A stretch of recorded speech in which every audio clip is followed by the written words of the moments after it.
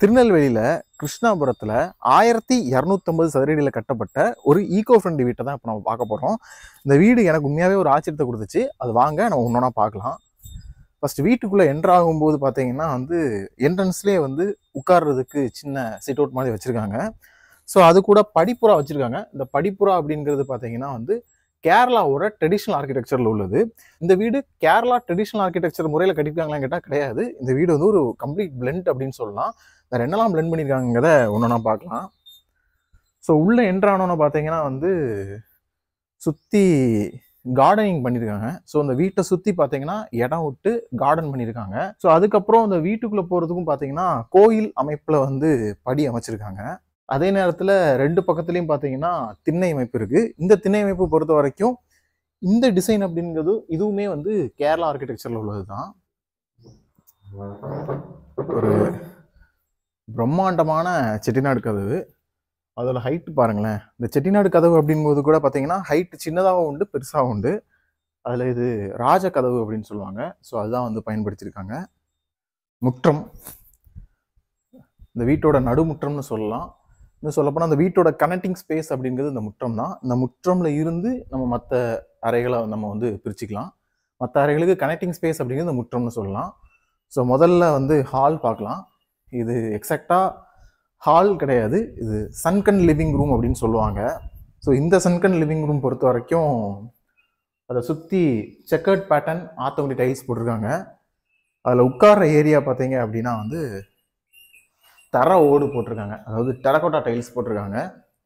இந்த சன்கன் ஏரியா பொறுத்த வரைக்கும் ஒரு பில்டின் சீட்டோட வந்துடும். அதே நேரத்தில் டிவி நம்ம பார்த்துக்கலாம். டிவி யூனிட் வச்சோம் அப்படின்னா அதுக்கு பயன்படுத்திக்கலாம். ஸோ அதுக்கப்புறம் அப்படியே பார்த்தீங்கன்னா வெளியே வழி வச்சிருக்காங்க. வெளியே வழி வச்சிருக்கிறது இல்லை, எல்லா இடமுமே ஒரு கார்டன் வச்சிருக்காங்க. ஸோ வெளியே வந்தோம் அப்படின்னா அங்கே ஒரு செடியோ ஒரு மரமோ நிற்கிது. வணக்கம் சார். வணக்கம் சார். ஸோ எப்படி இந்த மாதிரி ஒரு வீடு கட்டணும்னு ஐடியா உங்களுக்கு வந்தது? நான் ஏற்கனவே நிறைய புதிய தலைமுறையில் நிறைய இந்த மாதிரி வீடு நிகழ்ச்சி நிறைய நான் வீடுகள்லாம் பார்த்துருக்கேன். இந்த மாதிரி வெட்டுக்கல்லில் இன்டர்லாக்கில் இந்த மாதிரி நிறைய கல்லில் கூலிங் இருக்கும். அந்த மாதிரி வீட்டில் ஆரோக்கியம் இருக்கும் அப்படின்னு நல்ல இயற்கையான இது காற்றோட்டமாக இருக்கணும், ஜன்னல் நிறைய வைக்கணும், இப்படின்னு நிறைய நமக்கு அந்த வீடு அந்த நிகழ்ச்சி மூலமாக நான் நிறைய பார்த்துட்டே வந்தேன். அதுக்கு பிறகு எனக்கும் இந்த மாதிரி ஒரு வீடு கட்டணும்னு எனக்கு ஒரு ஆசை எனக்கு உருவாச்சு. அதனால் இந்த கொரோனா டயத்தில் இருக்கும்போதெல்லாம் வீடுகளை இப்படி இன்டர்லாக்கில் பண்ணணும், வைக்கணும், இந்த மாதிரி டிசைன் இருக்கணும் அப்படின்னு சொல்லி நானே இது பண்ணி நான் அந்த யோகா ஃபீல்டில் இருக்கிறதுனால எனக்கு இந்த மாதிரி அமைதியான சூழ்நிலை இருக்கணும், ஆரோக்கியமாக இருக்கணும், இயற்கை அந்த சிமெண்ட்டு கிமெண்ட்டு இல்லாமல் நேச்சுராக இருக்கணுங்கிறதுக்காக என்னோட இதில் இந்த வீடை நான் கட்டினேன். ஓகே, வணக்கம் சார். சொல்லுங்கள், ஃபஸ்ட்டு இந்த மாதிரி ஒரு வீடு கட்டணும் அப்படின்னு உங்களுக்கு எப்படி அந்த எண்ணம் வந்தது? இடம் வாங்கி வீடு கட்டணுங்கிற ஒரு பிளானு. அதுக்கப்புறம் மேஜராக பார்த்தது உங்கள் வீடியோஸ், உங்களோட வீடு நிகழ்ச்சி எங்களுக்கு ஒரு பெரிய இன்ஸ்பிரேஷன். அதில் பார்த்து ஒரு எக்கோ ஃப்ரெண்ட்லியான வீடு, இந்த மாதிரி வீடு கட்டியிருக்காங்க, நிறைய நேச்சர் ஃப்ரெண்ட்லியான வீடு கட்டியிருக்காங்கங்கும்போது நாங்கள் அதை நோக்கி அதுக்கப்புறம் போக ஆரம்பித்தோம். ஆல்ரெடி நாங்கள் இருந்த வீடு சொந்த வீட்டில் ஒரு நார்மல், ஏன்னா அது சிட்டிக்குள்ளே இருக்கிறது, அதில் நார்மலாக தான் வீடு, அந்த ஸ்பேஷியஸ்குள்ளே நாங்கள் அடாப்ட் ஆகி நாங்கள் இருந்துக்கிட்டோம். ஸோ இங்கே கொஞ்சம் ஸ்பேஷியஸாக கட்டணும் அப்படின்னு என்ன மாதிரி கட்டலாம் அப்படின்னு ஒவ்வொரு நாள் பார்த்துட்டு இருந்தப்போ தான் உங்களோட வீடியோஸ் நிறைய பார்த்ததுக்கப்புறம் இதாச்சு. அதுக்கப்புறம் அவங்க யோகா ஃபீல்டில் இருந்தனால எங்களுக்கு இன்னும் அது ரொம்ப நேச்சர் கனெக்ட் ஈஸியாக இன்னும் பண்ண ஆரம்பிச்சது. ஏன்னா ஆல்ரெடி அவங்க நிறைய நேச்சர் கனெக்டடாக இருக்கணும் தான் எப்போவுமே நினைப்பாங்க. அங்கே வீட்லேயுமே கட்டில், சோஃபா, கீழே டைனிங் டேபிள் எதுவுமே கிடையாது. எதுவுமே கிடையாது அந்த வீட்டில். ஸோ நான் கூட பார்த்துட்டு உங்கள் குடியேறல போல, ஏன்னா வீட்டில் எதுவுமே இல்லை. பெட்ரூமில் பெட்டு காட்டு எதுவுமே இல்லை. ஸோ அங்கே பெட்டு காட்டு சேர் எதுவுமே இல்லாதனால குடியேறலையும் நினச்சேன். இல்லை, அவங்க அங்கேயுமே நாங்கள் காட்டு எதுவுமே வீட்டில் அங்கே இருந்ததுலேயே ஒரே ஒரு பழைய காடு, தாத்தா வீட்டிலேருந்து வந்தனால அந்த ஒரு காட்டு கிடக்கும், ஒரே ஒரு பசங்க ரூமில் மட்டும். இந்த ரூமில் காட்டோ டைனிங் டேபிளோ ஹாலில் சோஃபாவோ எதுவுமே இருக்காது. கெஸ்ட்டு வந்தால் மட்டும் சேர் எடுத்து போட்டு கெஸ்ட்டை இது பண்ணிட்டு திருப்பி சேரை கொண்டு கீழே கொண்டு வச்சுருவாங்க. சேரில் உட்கார விட மாட்டாங்க. பசங்க டிவி பார்க்கும் போதோ ஹோம்ஒர்க் எழுதும் போதோ, இல்லை நான் ஒர்க் பண்ணுறதே கீழே உட்காந்து தான் ஒர்க் பண்ணுவேன். ஆஃபீஸில் இருந்த மட்டும் தான் டேபிள், இங்கே அந்த சின்ன ரைட்டிங் டேபிள் மாதிரி இருக்குது, அதில் வச்சு தான் நானே லேப்டாப் வச்சு ஒர்க் பண்ணுவேன். அவங்களும் அப்படி இருந்தனால அவங்களுக்கு இன்னும் அது ரொம்ப ரொம்ப பிடிச்சி போய் அதுக்கப்புறம் பக்கத்துல என்ன மெட்டீரியல் எங்க கிடைக்கும் என்ன நான் ஏதுன்னு மெட்டீரியல் தான் எடுத்து கேட்க வந்தேன். ஏன்னா இப்போ இந்த எர்த் மெட்டீரியல்ஸ்ல வீடு கட்டுறதுல இருக்க பிரச்சனை வந்து நல்ல மெட்டீரியல் வந்து சுலபமா கிடைக்க மாட்டேங்குது. ஆமா நிறைய பேர் அதை ட்ரை பண்ணி அது சரியா அவங்களால கொடுக்க முடியல. அது நிஜம் சார். இங்க நாங்க கிட்டத்தட்ட நாங்க ஓரளவுக்கு எல்லா இடத்துக்குமே டேரக்டாவே நாங்க போனோம். Okay okay okay. ஒவ்வொரு இடமா தேடி அலைஞ்சு ஒவ்வொரு இடமா அட்ரஸ் நெட்ல பார்த்து தேடி இது ஒரு ஒரு டெய்லி ஒரு ஹாஃப் அ டே இல்லை ஒரு இதுக்கு வந்து அவங்க யோகா கிளாஸ் முடிச்சுட்டு வந்து இது ஒரு வேலையாவே அவங்க இருந்தாங்க. எந்தெந்த மெட்டீரியல்ஸ் எங்க கிடைக்கும் அதுல கரெக்டாக அந்த கோவிட் டயத்துல வேற நாங்க கரெக்டாக அந்த இடம் வாங்கினது. அப்போ கொஞ்சம் ஃப்ரீ டைம் வர இன்னும் கொஞ்சம் இருந்ததுனால அவங்களுக்கு அதை பத்தி நிறைய ஸ்டடி பண்ணாங்க. அவங்க நானும் அவங்களும் சேர்ந்து நிறைய ஸ்டடி பண்ணுவோம். எங்க மெட்டீரியல்ஸ் எங்க கிடைக்கும் அந்த கல்லுமே கேரளால போய் அவங்கள மேனுஃபேக்சரை பார்த்து தான் போய் எடுத்தோம்.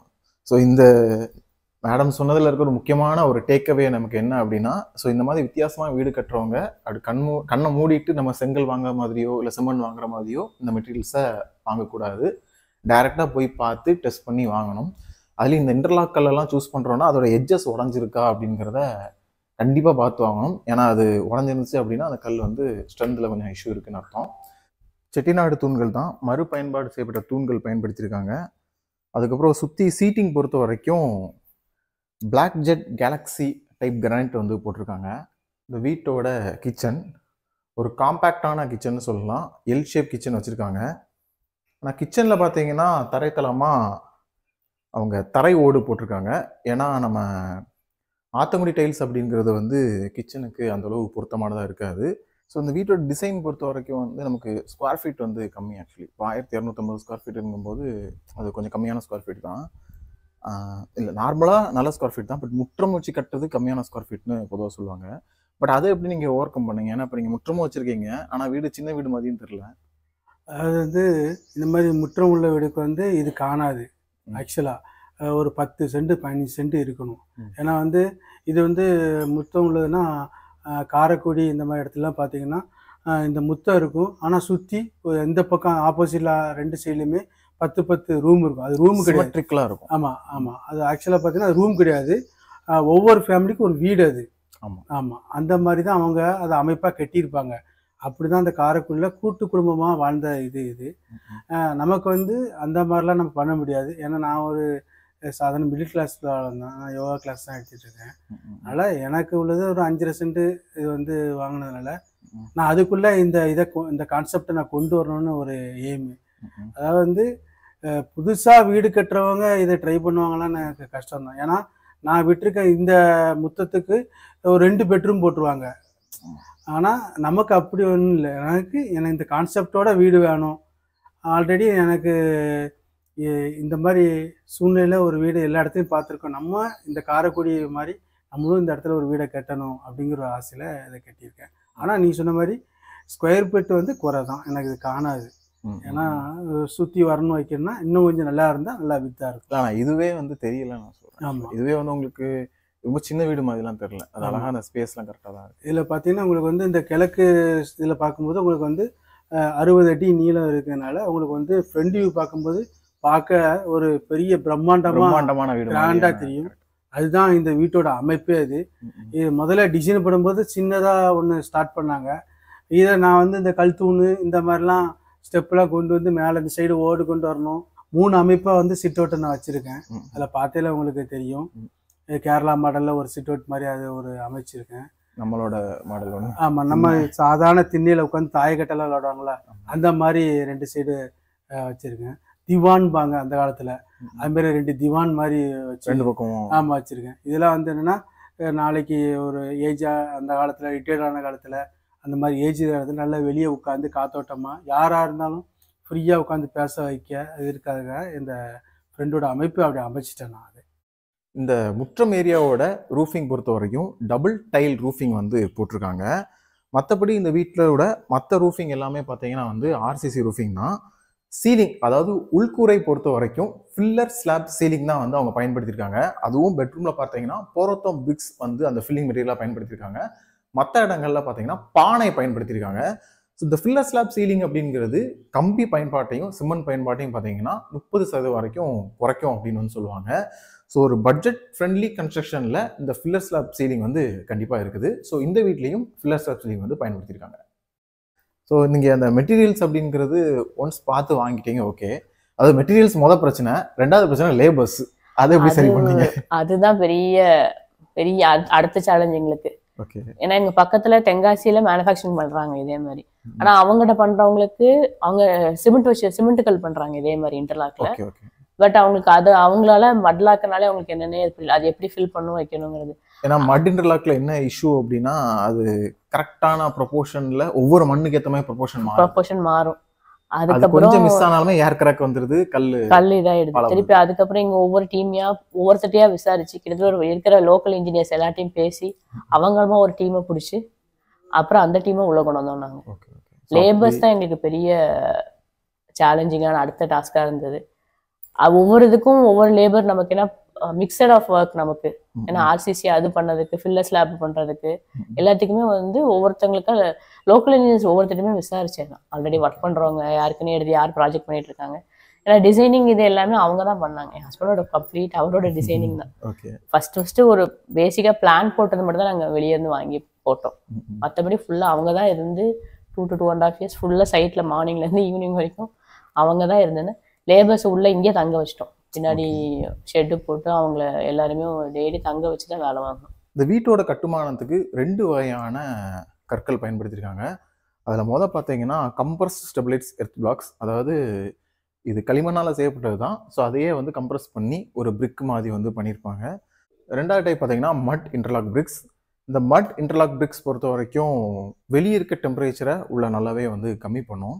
ஏன்னா அதோட ப்ராப்பர்ட்டிஸ் அப்படிங்கிறது நமக்கு உள்ள என்ன தேவையோ அதை கொடுக்கும். அது மட் இன்டர்லாக் பிரிக்ஸ் மட்டும் கிடையாது, நேச்சுரல் மெட்டீரியல்ஸ் எல்லாமே அப்படி தான். இப்போ நம்ம கல்லை வச்சு வீடு கட்டினாலும் அப்படி தான் இருக்கும்.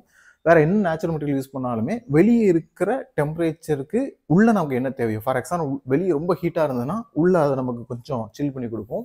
வெளியே ரொம்ப கூலாக இருந்துச்சுன்னா உள்ளே கொஞ்சம் வார்மாக வச்சுக்கும். ஸோ இது அந்த நேச்சுரல் மெட்டீரியல்ஸோட ப்ராப்பர்ட்டிஸ் தான். புதுசாக கட்ட போகிறவங்களுக்கு நீங்கள் என்ன சொல்லுவீங்க? புதுசாக கட்ட போகிறவங்களுக்கு அவங்களுடைய ஆசை இதாக இருந்துச்சுன்னா நான் என்ன சொல்லுவேன்னா என்கரேஜ் தான் பண்ணுவேன். இல்லை நான் இந்த வீடு கட்டும்போது என்னோடய ஃபேமிலி நிறைய பேர் என்கிட்ட கான்டாக்ட் கட் ஆயிடுச்சு. ஆமாம், ஏன்னா ஆமாம் அவங்களுக்கு இது இதில் எந்த இது பிடிப்பும் கிடையாது. ஏன்னா இன்டர்லாக்குன்னா இது என்ன அப்படிங்கிற ஒரு கொஸ்டின் இருந்துச்சு. கேரளாலேருந்து கல் கொண்டு கட்டுறிய அது ஒர்த்து இருக்குமா அப்படின்னு ஒரு இது. அந்த மாதிரிலாம் நிறைய கேள்வி. சிமெண்ட் இல்லாமல் எப்படி நீ இந்த வீடு நிப்பாட்டுவ அப்படிலாம் நிறைய கொஸ்டின் மார்க் இருந்துச்சு. அதெல்லாம் நான் இது பண்ணி ஒரு வீடு குறைஞ்சது ஒரு இன்ஜினியர்கிட்ட கொடுத்து 6 மாதம் 3 மாதம் 4 மாதத்தில் கட்டி கொடுக்காங்க. 2 வருஷம் 2.5 வருஷம் இந்த வீட்டில் என்னத்தை நீ பண்ணுனுங்கிறது தான் எல்லாரும் என்கிட்ட ரொம்ப இது பண்ணாங்க. இப்போ என்ன சொல்கிறாங்க? இப்போ அதுதான் இது ஒரு பார்க்கும்போது இது வீடு இல்லை, நீ சொன்ன மாதிரி சிலவங்க சொன்ன மாதிரி கோயில். இது ஒரு பார்க்க ஒரு என்னமோ ஒரு என்ன சொல்லுவாங்கன்னா ஒரு மியூசியத்துக்குள்ளே வந்த மாதிரி. இதை வீடை நான் ஸ்டார்ட் பண்ணும்போது வந்த ஃபேமிலி அவ்வளோ பேருக்குமே நான் சுற்றி தான் காட்டினேன். இது இப்படியாது அப்படின்னு நான் சொல்லி காட்டிகிட்டே இருந்தேன்.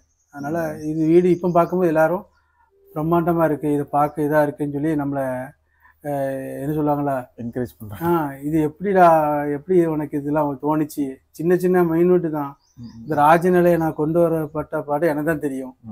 ஏன்னா அந்தளவுக்கு இது ஓல்டு தான், ரீவுட்டு தான். ஆனால் அதை கொண்டு நான் இது பண்ணி இறக்குனேன்.